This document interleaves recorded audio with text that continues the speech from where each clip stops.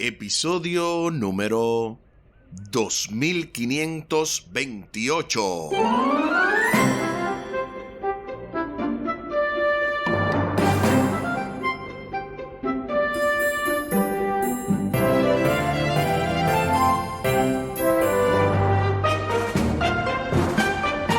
Saludos y bendiciones. Esto es Estudio Sistemático de la Biblia. Por la gracia de Dios estamos alcanzando ya este lunes 3 de julio, avanzando en el marco de esta lección número 2, el gran plan cristocéntrico de Dios, con el texto a memorizar de Efesios capítulo 1, versículo 3, Efesios 1:3.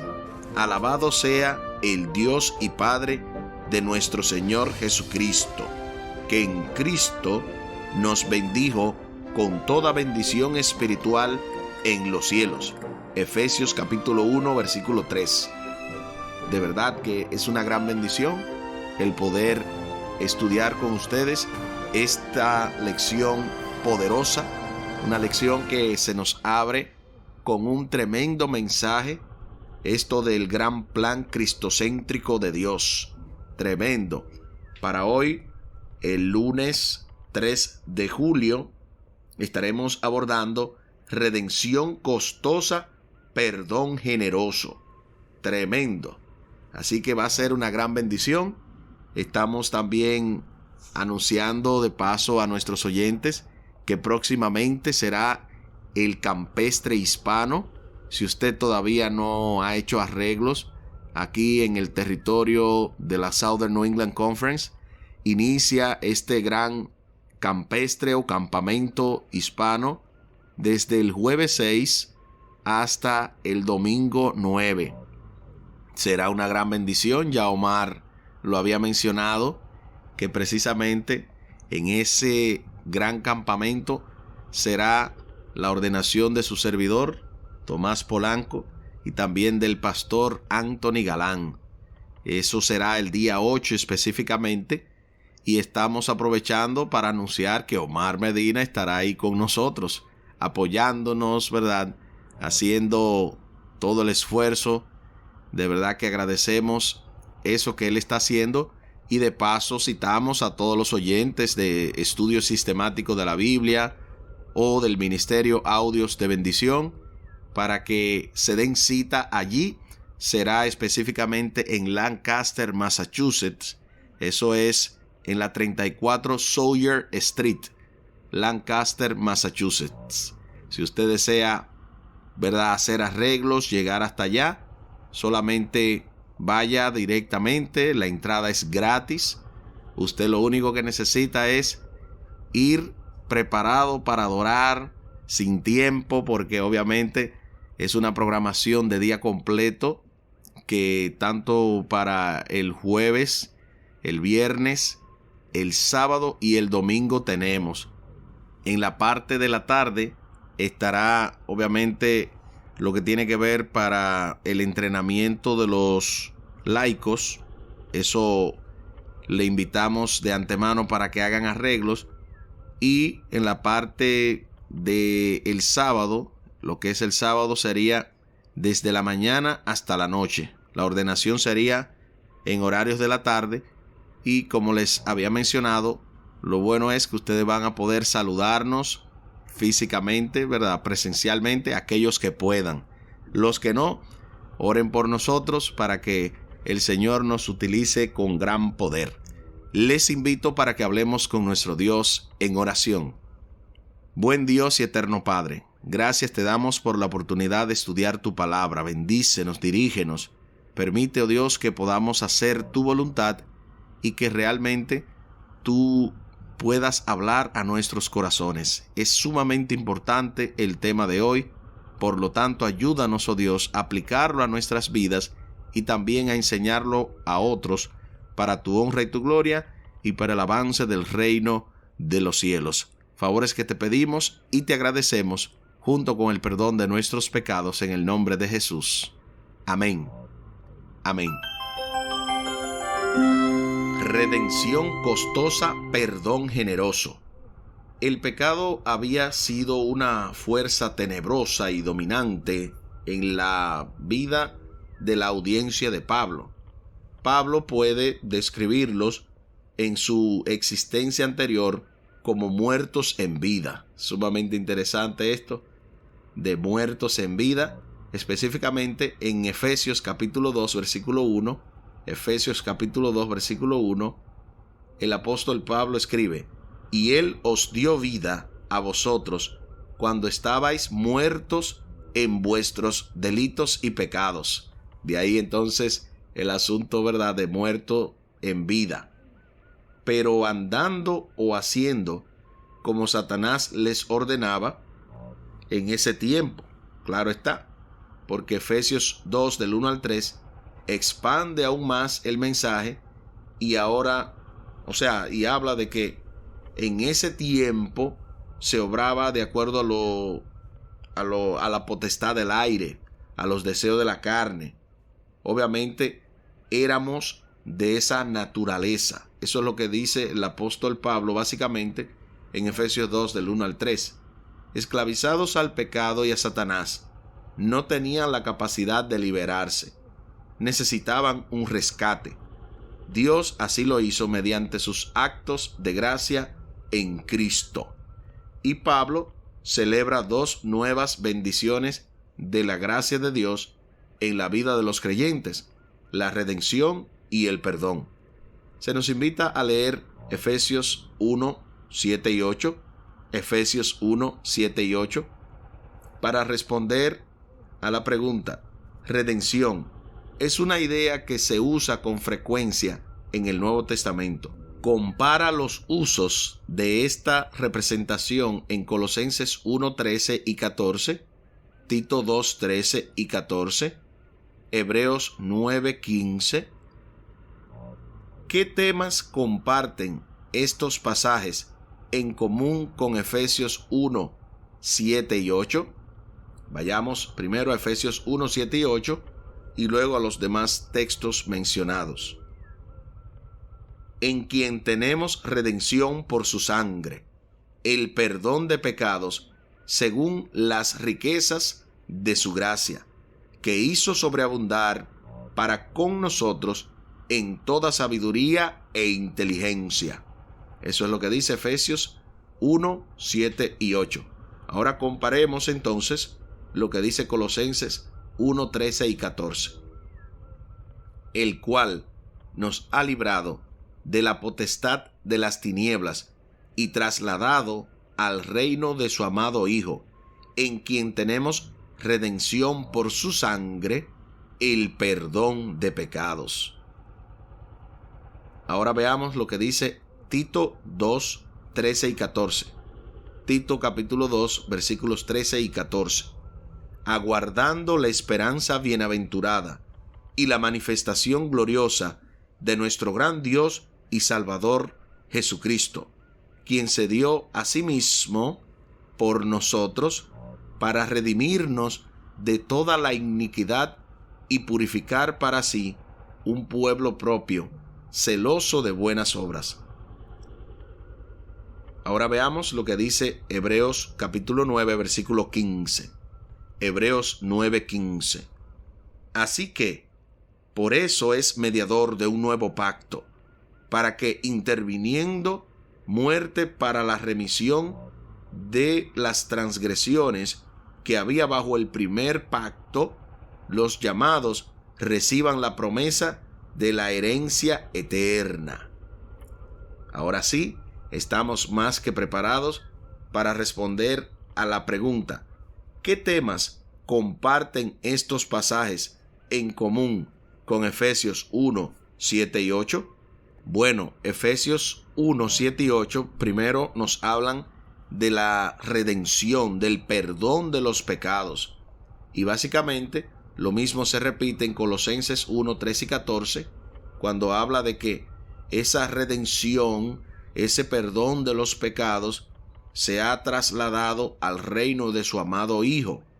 Cristo nos ha librado del poder de la potestad de las tinieblas.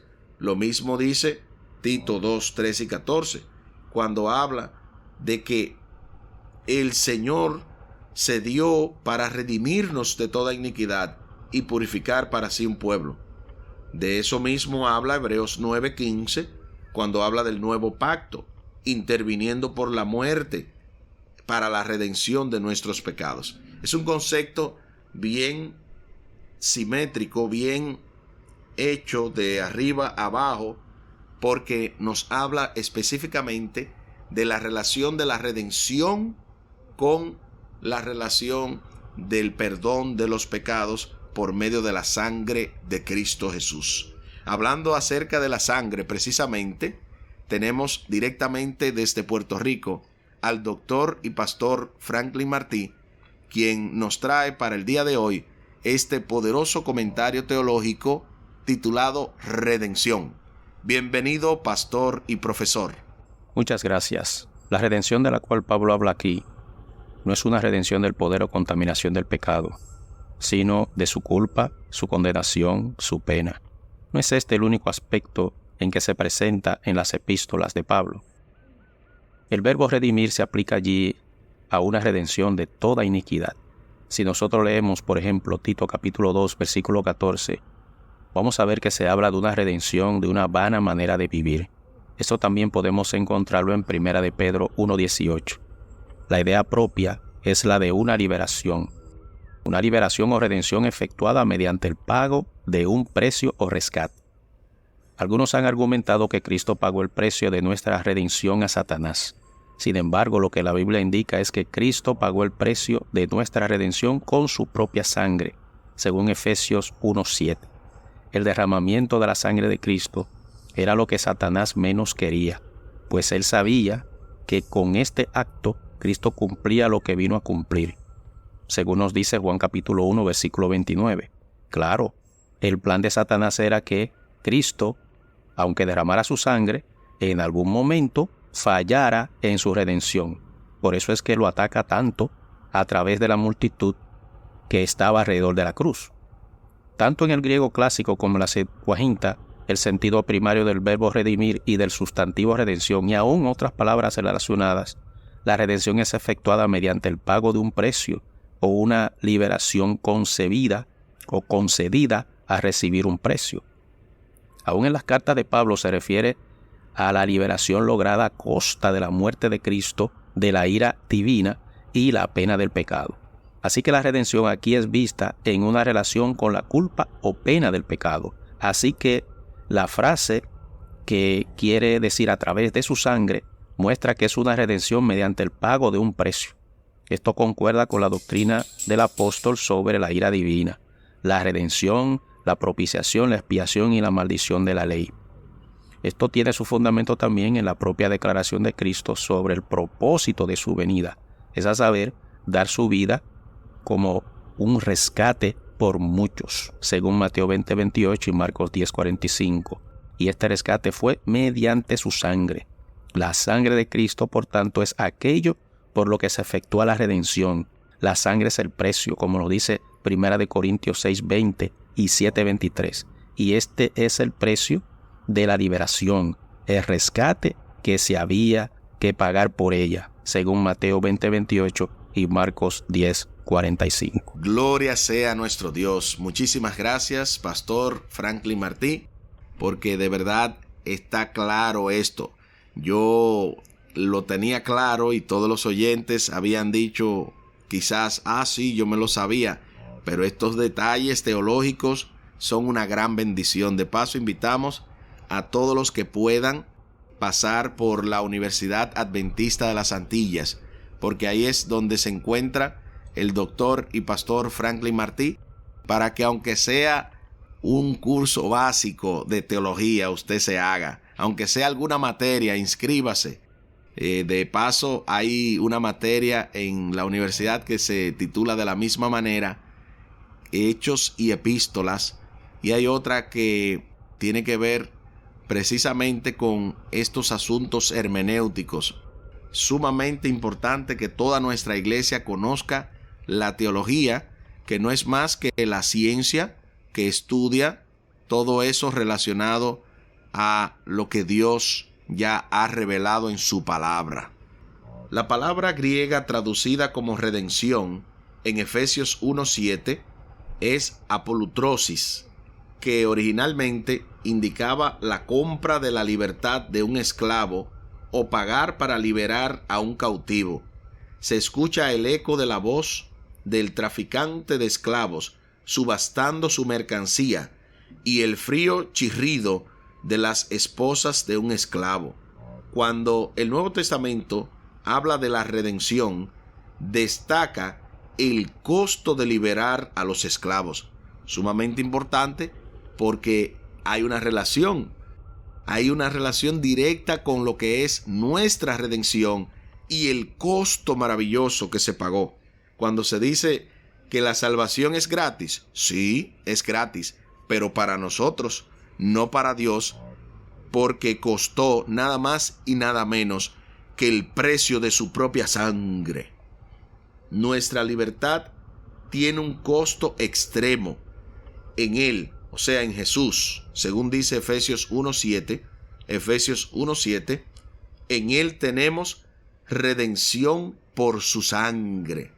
La idea de la redención también celebra la generosidad misericordiosa de Dios al pagar el alto precio de nuestra libertad. Dios nos da libertad y dignidad.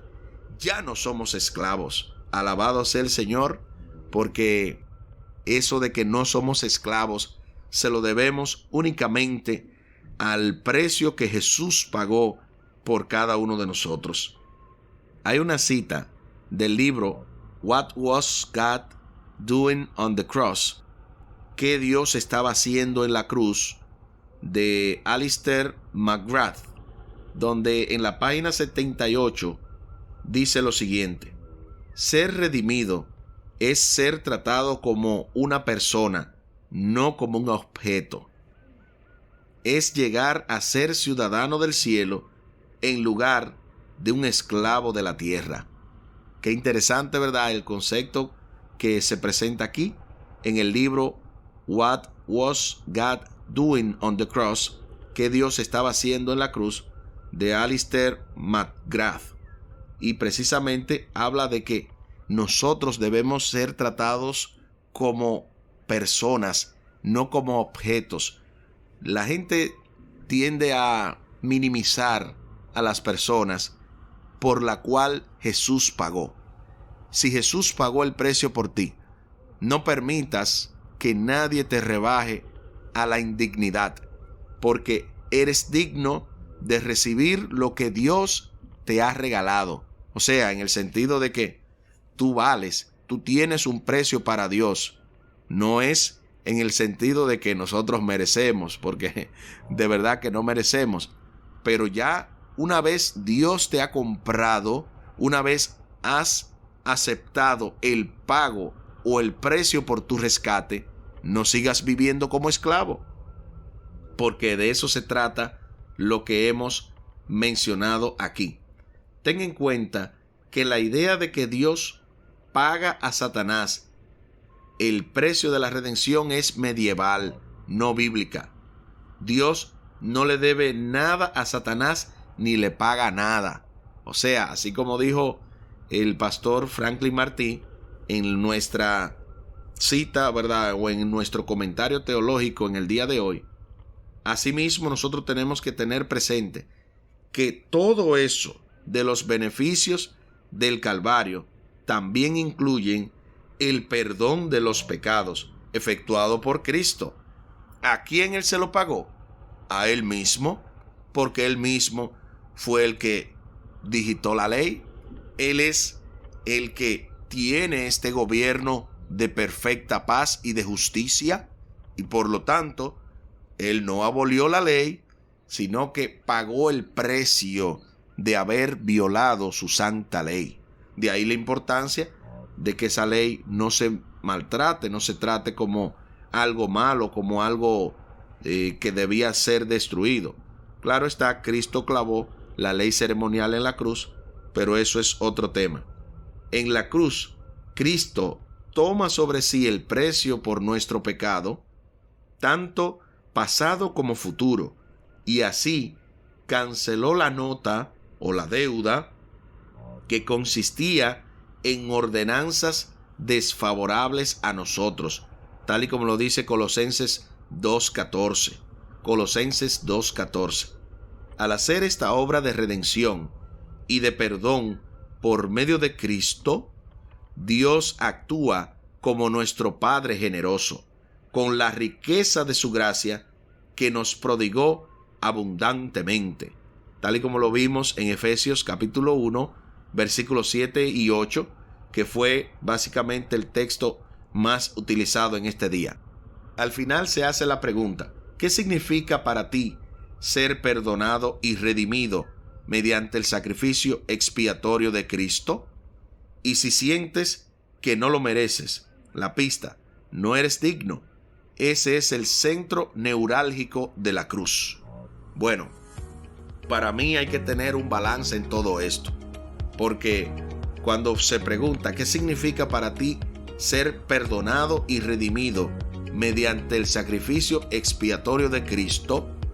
Ahí te está diciendo básicamente que cada uno de nosotros debe de entender que lo que Cristo hizo, por lo menos para mí, fue algo demasiado grande, que yo no soy digno.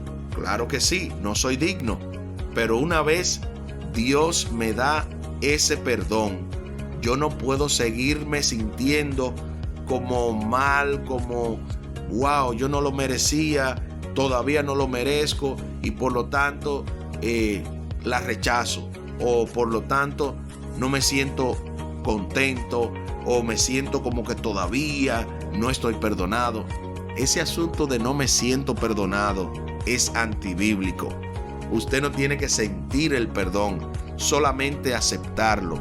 La Biblia no dice para aquellos que se sientan perdonados, aquellos que crean. Eso es lo que dice Juan 3:16, que Dios amó tanto al mundo que dio a su Hijo unigénito para que todo aquel que en Él cree, o sea, creer de manera constante, activa y permanente, es lo que te hace en ese sentido no merecedor, porque no merecemos, pero te hace apto para recibir la salvación, el perdón de los pecados, y por lo tanto eso es algo que tú no puedes negociar. No le creas al enemigo cuando te diga que tu perdón no está completo por cuanto tú no lo mereces. Aunque tú no lo merezcas, eso no importa. Una vez Dios te perdona, estás perdonado. Aquí el tiempo se acabó.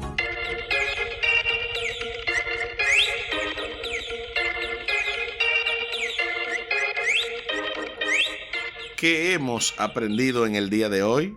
Hemos aprendido que el perdón de Dios es completo, que nada más y nada menos costó la sangre de nuestro amado Salvador Jesucristo.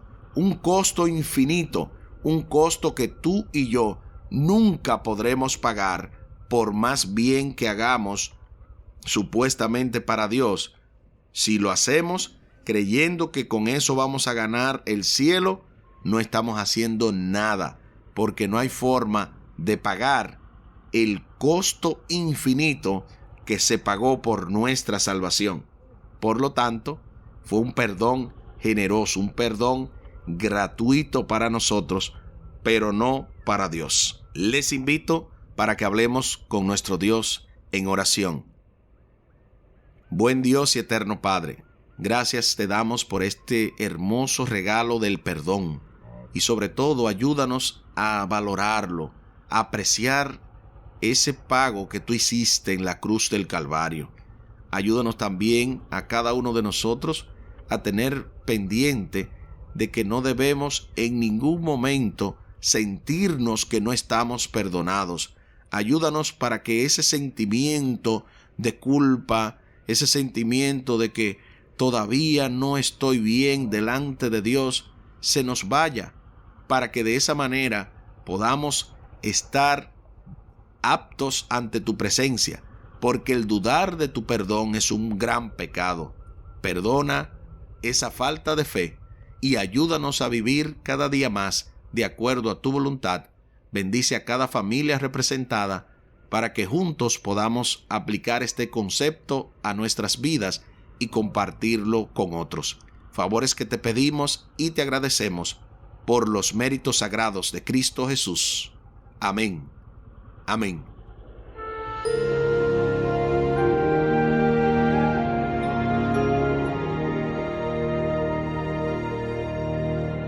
No se pierda para mañana martes, con la ayuda de nuestro Dios, el gran plan cristocéntrico de Dios. Así como se titula, ¿verdad?, esta lección número 2, el gran plan cristocéntrico de Dios, con el texto a memorizar de Efesios capítulo 1, versículo 3, Efesios 1:3. Alabado sea el Dios y Padre de nuestro Señor Jesucristo, que en Cristo nos bendijo con toda bendición espiritual en los cielos. Efesios capítulo 1 y el versículo 3. Tal y como iniciamos en el estudio de hoy, anunciando lo que es este campestre hispano, quisiéramos recordar que estamos más que agradecidos de Dios por esta gran oportunidad de poder ser entrenados. No le había mencionado eso porque es un campestre congreso y es sumamente interesante el hecho de que podamos darle seguimiento a esto. El pueblo de Dios necesita ser entrenado, adiestrado, capacitado para poder terminar la obra del Evangelio en nuestra generación. Seguimos en estudio sistemático de la Biblia y audios de bendición, también listos para escuchar cualquier comentario, cualquier testimonio que pueda ser de gran bendición. Recuerden, la vía de contacto a través del WhatsApp con Omar Medina es el 484-838-8989. 484-838-8989. Muchísimas gracias por la fina gentileza de la atención dispensada. Estuvo con ustedes Tomás Polanco. Un día más para la esperanza, un día menos para el dolor. Que Dios les bendiga. Ánimo contra el miedo. Hay paz. Hay paz.